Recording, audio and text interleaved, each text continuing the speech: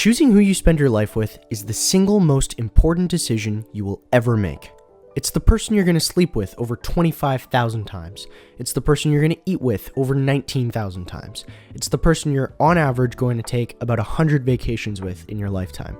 This person won't just affect you. They will shape half of your children. They'll be half your children's DNA. This person's going to witness your highest highs and your lowest lows.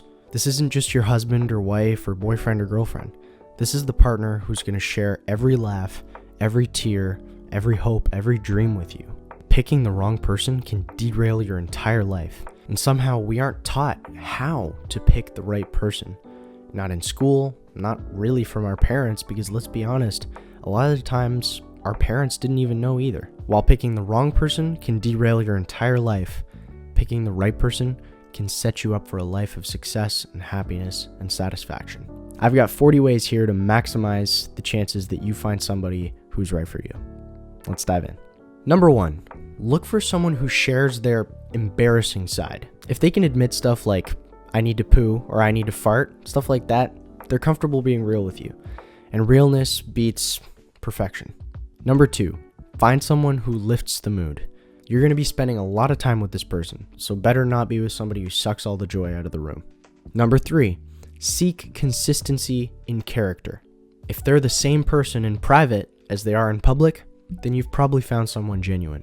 Number 4, avoid people who play games with you. If they're waiting 3 hours to text you back because they're worried you're going to find them desperate or they're out there trying to make you jealous on purpose, they are not worth your time. Find someone who's interested in building a life, not a losing game. Number 5, choose someone you can call out. A partner should be open to constructive criticism, not be fragile or take things personally, because it's about growth. It's not an attack. You guys are both going to make mistakes, and you're not going to be able to catch every single one that you make. You're going to need that trusted person who catches you and calls you out when you don't notice something in yourself. And they've got to thank you when you notice something in them. Number 6, prioritize emotional stability. They need to be able to keep calm in conversations. If conversations between you guys just end up getting into fights, or they lose their cool, or they think everything's a personal attack, things are not going to go well when the stakes are higher. If you see signs like that early on, get out. What do you think's going to happen when the chips are down and you guys are talking about serious shit? You want 2 level-headed people steering the ship. Number 7, find a cheerleader for your wins. If they're insecure about your success instead of celebrating it, that's a red flag. You guys will go through different seasons in your life where one is doing better than the other, or one is more successful, and it's in those periods where the success of one has to bring up the other person, because the success of one is the success of the team. Find somebody who celebrates your wins. Number 8, find somebody who doesn't complain without looking for a solution as well. Find somebody who says, here's what I'll do about it, instead of just, this sucks. This is probably a hot take, but I think that venting should be less normalized than it is. I think it promotes the idea that just talking about stuff will make it better. And while sometimes that might be true, maybe that's a testament to the fact that the thing was so small that talking about it made it better. It wasn't even a problem. Talking won't solve big stuff. Big stuff requires action. I think a good litmus test is if your problems can be solved by talking about them, they may not be that big a deal. Number 9, find someone you can joke with. It must just be terrible to be around your partner and constantly feel like you're walking on eggshells, feeling like you can't say what you think in front of them. That's no way to live. If you're not going to make the world fun, it won't always make itself fun for you. So find somebody who makes the world fun. Number 10, think about your future kids. Ask yourself, is this person someone who I'd want as the other half of my children? Would I want them parenting my kids? If the answer is no, you might want to reconsider. The other half of your children is not a decision to be taken lightly. Think about all the kids in the world that could have had it so much better if one of their parents had just made a better choice about who to have kids with. Do you really want your kids to be one of them? Number 11, pick someone who makes the world disappear. If their belief in you feels stronger than the world's doubts, you've got to keep her. If someone has your back, and I mean really has your back, that means more than the entire world being against you. Number 12, find someone who knows how to keep the relationship private. Your relationship is between the two of you. Find someone who can respect this simple rule. We don't involve other people in our relationship. This means no telling other people about problems you guys might be having. No venting about how this other person is, doing this and doing that, whatever. Don't say that. You guys sort it out between the two of you. Number 13, find someone with a sense of wonder. This universe is just so magnificent and beautiful that to be bored in such an interesting universe just to me seems like a crime against yourself. There is always something to appreciate, something to admire, something to love. So many mysteries, so many facts, so many possibilities, so many things for you and them to enjoy together.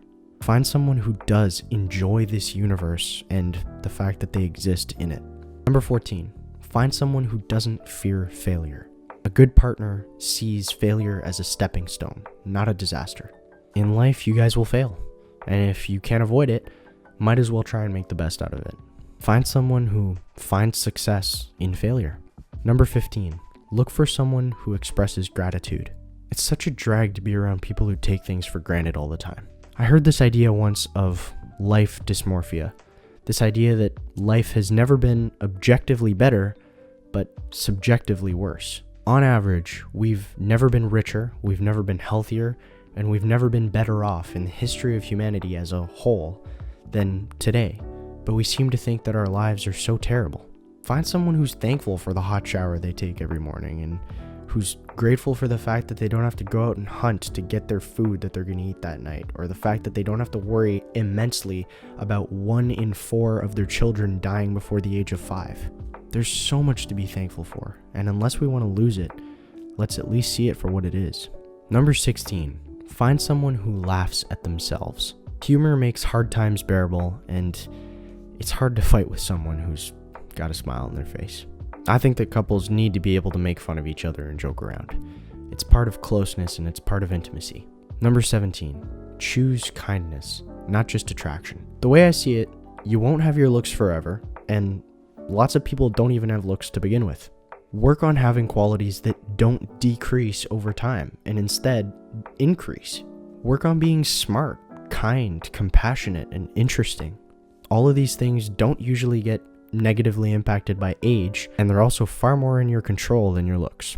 Number 18, a partner should make your life easier, not harder. Feelings are overrated and they're listened to way too much. Feelings are to be dealt with rationally, not rationed to be dealt with emotionally. Poor decisions are often made from a place of emotional instability. Find somebody who doesn't make a big deal out of everything. Number 19, find someone who loves to learn, who's got practically this itch in their brain to learn. Find someone who inspires you to grow, someone who constantly keeps you on your toes and stimulates your brain. Number 20, find somebody who understands that you guys are also your own people. One example I like for this one is, if I never give my girlfriend the chance to cheat on me, and she doesn't cheat on me, how is that loyalty? How am I supposed to know that she's not cheating on me because I'm not letting her? If you don't ever give somebody the chance to walk away and they don't walk away, it's not impressive that they're not walking away. It only means something if they do have that chance to walk away and they choose to stay with you. Only in giving her the opportunity to walk away and hurt me and her not doing it, do I know that her loyalty is true. Loyalty is having the option to betray and not doing it. Number 21, find somebody who can communicate and not just expect you to be a mind reader. Being observant and noticing cues is always good, but find somebody who will tell you when something's up, not just expect you to know. Number 22, consistency is everything. It's the little stuff that shows you that you aren't just anyone else to them. It's the little I love yous throughout the day, or letting you know that they made it somewhere safe. Things they don't do for other people that they do for you. Number 23, find someone who handles conflict calmly. In a healthy relationship, people don't need to yell, they don't need to swear, they don't need to talk over each other, they don't need to be disrespectful. In a healthy relationship, both people express their views, they reflect, and then they find some kind of solution that sort of works for them both. If they can't handle most situations maturely, you don't need them. Number 24, they should own their mistakes. I'm sorry should come with actions to fix it, not just the words. Words mean nothing on their own. They're a proxy for actions. If someone does what they say all the time, then when they say something, you just expect that it will be done. because in the past, it always has been. So the words mean something because there's evidence that in the past, the proper actions have always followed the words. Without actions to back words up, they're worthless. Number 25, pick someone who sees you as a team. It's not the thing between you guys, it's you guys against the thing. Number 26, avoid people who guilt trip. Don't let someone never take responsibility and always turn it on you. It's never just one person that's responsible for whatever's going on all the time. Number 27, trust is non-negotiable. If they lie or betray you early, it'll only get worse over time. If you can't trust them, how are you going to build a life with them?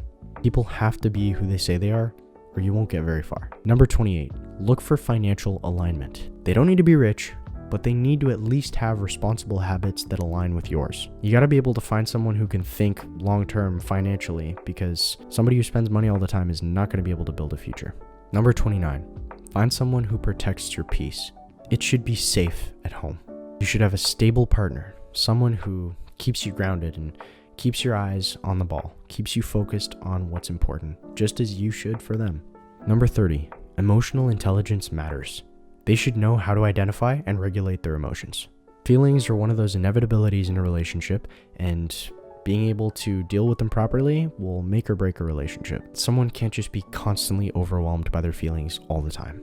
Find someone who's got a bit of their shit together, or a lot of it. Number 31, respect should never fade. Find someone who respects you every day, even if it's been a long time. You need someone you admire, and you need someone that if someone else said you were like them, you'd be happy that they said that. Number 32, they should want the best for you. Jealousy over your happiness or growth is a major red flag. If they're so insecure about you doing well that they need to sabotage or drag you down, that is not somebody you need in your life. Number 33, pick someone who's good under pressure. How they act during stress tells you who they really are. Number 34, healthy boundaries matter. Boundaries are how people learn how other people like to be treated and how you like to be treated. Find somebody who doesn't let you walk all over them and who doesn't walk all over you. Number 35, be with someone who prioritizes you. There will obviously be other things in life like friends and work and hobbies and passions and whatever, but you have to be chosen first enough or included in those things enough where it doesn't matter if they don't choose you that one time. They should be putting effort into making you feel important and valued. Number 37, look for ambition. They don't need to be wildly successful, but they should have goals and actively be trying to move towards them. Someone can't just be moving towards nothing. Forward thinking will build a life. If they don't have any goals, you're likely going to be pulling a sinking ship. Number 38, choose someone who values their health. Physical and mental health habits show that they care about themselves, and in turn, care about you. This means choosing someone with a strong mind, someone who isn't easily rattled by life's ups and downs and struggles and whatever. Number 39, be with someone who loves your quirks. The right person finds your weirdness endearing, not annoying. To some people, you might be a nightmare, but to others, you might be exactly what they're looking for. Don't change too much for other people. Instead, find somebody who already likes most of who you are. Number 40, pick someone who makes you better. The best relationships elevate both people, and they don't drag them down. Pick someone who inspires you to be a better person every day. We have the wonderful opportunity in this lifetime to spend it with someone else. Why not try and make the best choice possible? Because it is our choice.